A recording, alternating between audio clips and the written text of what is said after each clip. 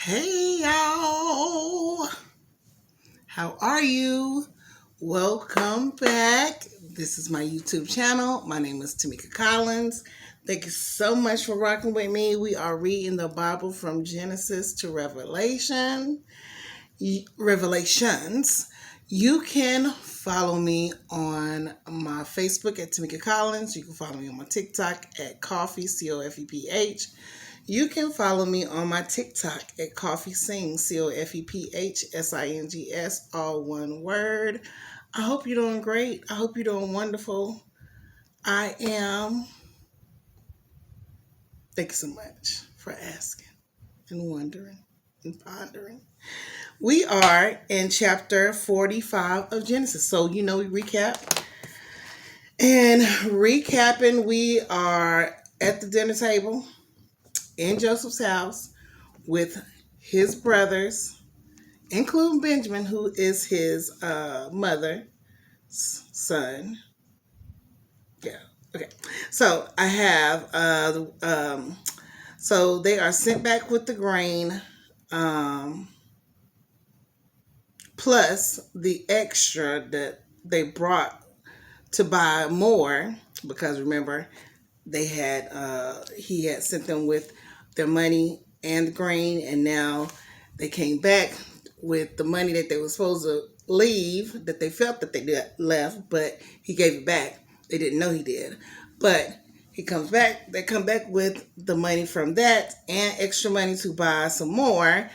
And this time he has made them leave with the monies and the more grain, and he also puts a silver cup in Benjamin's bag that Joseph had one of his handmaids to plant there to wisely let them go through the motions of how it truly feels to lose someone, or know that you will, since they cared so less about his life because of the jealousy. And in the jealousy, they thought they were going to be getting rid of him. But there's always a consequence, a setback, a shortage. And Judah, which means praise, is pleading, please, please, please do not do this. Take me, because my father is going to be so heartbroken again and die losing another son from his beloved Rachel, who was his wife and Joseph and Benjamin's mother. So we're in chapter 45. Joseph could stand it no longer. So they're at the dinner table. They're not at the dinner table. Judah's pleading, please, please, please, please, do not take him, take me. And Joseph could stand it no longer. There were many people in the room, and he said to his attendants, "Out, all of you." So he was alone with his brothers when he told them who he was. Then they leaned down. Then he broke down and wept. He wept so loudly the Egyptians could hear him, and word of it quickly carried to Pharaoh's place. "I am Joseph," he said to his brothers. "Is my father still alive?" But his brothers were speechless. They were stunned to realize that Joseph was standing there in front of them. "Please come closer," he said to them. So they came closer, and he said again, "I am Joseph, your brother, whom you sold into slavery in Egypt. But don't be upset, and don't be angry with yourselves for selling me to this place. It was God who sent me here and ahead of you to preserve your lives. This famine that has outraged the land for 2 years will last 5 years more, and there will be neither plowing nor harvesting. God has sent me ahead of you to keep you and your families alive and preserve many survivors. So it was God who sent me here, not you. And he is the one who has made me an advisor to Pharaoh, the manager of this entire palace and the governor of all Egypt.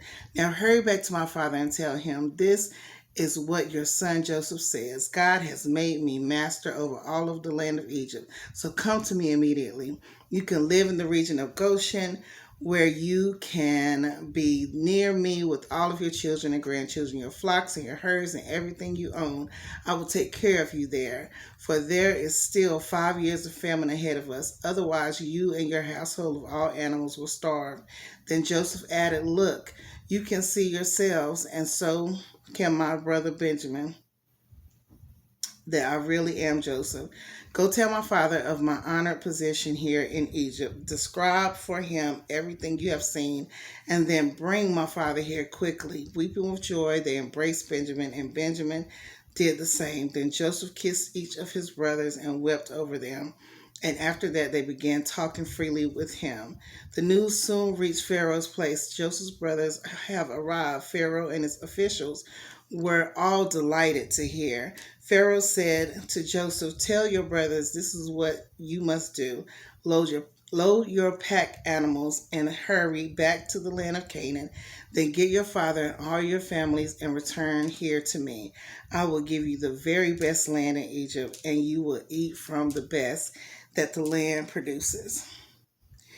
Then Pharaoh said to Joseph, excuse me, "Tell your brothers, take wagons from the land of Egypt to carry your little children and your wives and bring your father here. Don't worry about your personal belongings, for the best of all the land of Egypt is yours."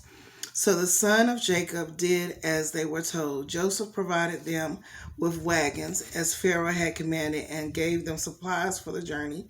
And he gave them all new clothes, but to Benjamin he gave 5 changes of clothes and 300 pieces of silver. He also sent his father 10 male donkeys, loaded them with fine products of Egypt, and 10 female donkeys loaded with grain and bread and other supplies he would need on his journey. So Joseph sent his brothers off, and they all left, and he called after them, "Don't quarrel about all this along the way." And they left Egypt and returned to their father Jacob in the land of Canaan. "Joseph is still alive," they told him, "and he is the governor of all the land of Egypt." Jacob was stunned at the news. He couldn't believe it. But when they repeated to Jacob everything Joseph had told them, and when he saw the wagons Joseph had sent to carry him, their father's spirits revived. Then Jacob exclaimed, "It must be true. My son Joseph is alive. I must go and see him before I die." 46. Excuse me, I had a little moment there. So Jacob set out for Egypt with all his possessions. And when he came to Beersheba, he offered sacrifices to God of his father Isaac. During the night, God spoke to him in a vision. "Jacob, Jacob," he called. "Here I am," Jacob replied. "I am God, the God of your father." The voice said, "Do not be afraid to go down to Egypt. For there I will make your family into a great nation. I will go with you down to Egypt, and I will bring you back again. You will die in Egypt, but Joseph will be there with you to close your eyes." So Jacob left Beersheba, and his sons took him to Egypt. They carried him and their little ones and their wives in the wagons Pharaoh had provided for them. They also took all of their livestock and all the personal belongings they had acquired in the land of Canaan. So Jacob, his entire family went to Egypt, sons and grandsons, daughters and granddaughters, all his descendants. These are the names of all the descendants of Israel, the sons of Jacob, who went to Egypt. Reuben was Jacob's oldest son. The sons of Reuben were Hanok, Palah, Hezron, and Camry. The sons of Simeon were Jemuel, Jameen, Ohad, Jachin, Zohar, and Shaul. Shaul's mother was a Canaanite woman. The sons of Levi were Gershon, Kohath, and Merari. The sons of Judah were Onan, Shelah, Perez, and Zerah, though and Onan had died in the land of Canaan. Remember that story. The sons of Perez were Hezron and Hamel. The sons of Issachar were Tola, Pua, Jashub, and Shimron. The sons of Jebulun were Sered, Elon, and Jalil. These were the sons of Leah and Jacob, who were born in Padam Aram. In addition to their daughter Dinah, the number of Jacob's descendants, male and female, through Leah were 33. The sons of Gad were Zephon, Hagi, Shuni, Esbon, Eri, Arodai, and Arli, probably Arli. The sons of Asher were Emna, Eshva, Ishvi, and Bariah.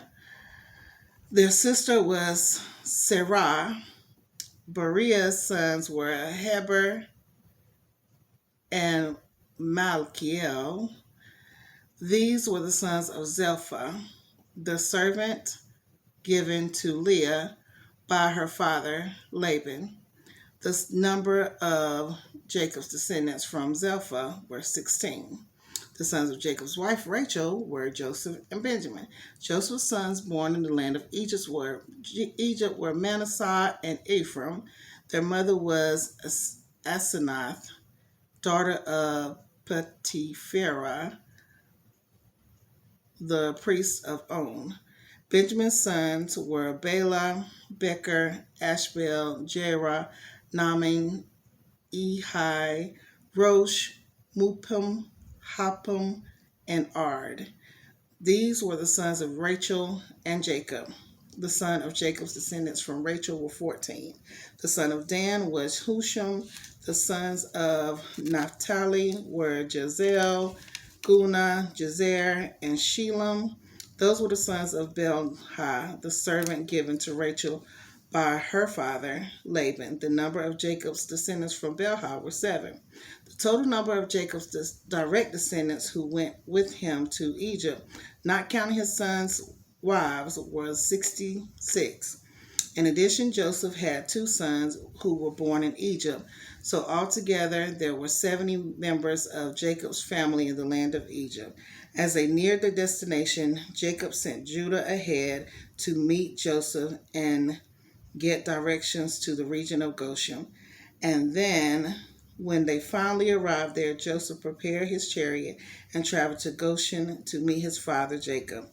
When Joseph arrived, he embraced his father and wept, holding him for a long time. Finally, Jacob said to Joseph, "Now I am ready to die, since I have seen your face and know you are still alive." And Joseph said to his brothers and to his father's entire family, "I will go to Pharaoh and tell him, my brothers and my father's entire family have come to me from the land of Canaan. These men are shepherds and they raise livestock. They have brought with them their flocks and herds and everything they own." Then he said, "When Pharaoh calls for you and asks you about your occupation, you must tell him, 'We are your servants. I have raised livestock all of our lives, as our ancestors have always done.' When you tell him this, he will let you live here in the region of Goshen, for the Egyptians despise shepherds." Wow. Blessings on blessings on blessings. Sometimes you need that good word. No, not sometimes. You always need a good word. Always. It's great to have a good word. I hope y'all have a wonderful rest of your day, your evening, your night. And I'll be back later. Have a good one.